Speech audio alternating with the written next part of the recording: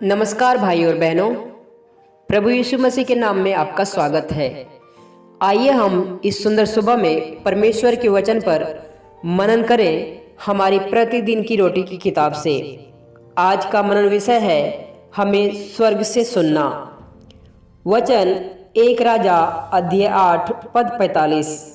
तब तू स्वर्ग में से उनकी प्रार्थना और गिड़गिड़ाहट सुनकर उनका न्याय कर। आइए हम इस सुंदर से वचन को बेहतर रीति से समझने के लिए एक कहानी पर अपना ध्यान आकर्षित करें। 18 महीने की उम्र में छोटे मेसन ने कभी अपनी माँ की आवाज़ नहीं सुनी थी।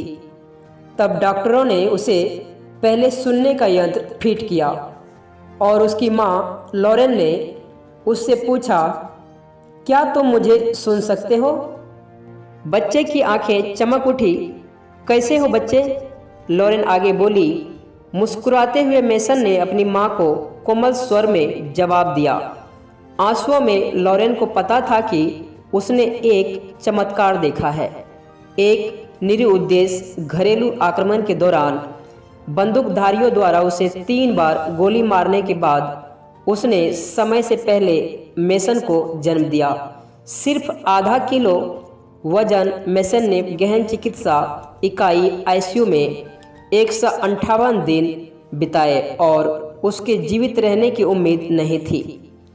सुनने में सक्षम होने की बात तो दूर ही की थी। वह हृदय स्पर्शी कहानी मुझे उस परमेश्वर की याद दिलाती है जो हमें सुनता है।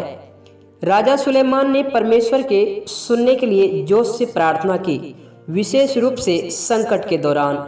सुलेमान ने प्रार्थना की जब वर्षा न हो। 1 राजा अध्याय 8 पद 35।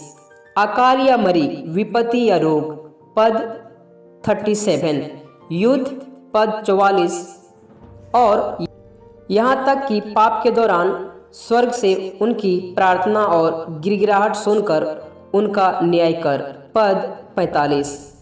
अपनी भलाई में परमेश्वर ने एक ऐसे वादे के साथ जवाब दिया जो अभी भी हमारे दिलों को झकझोरता है।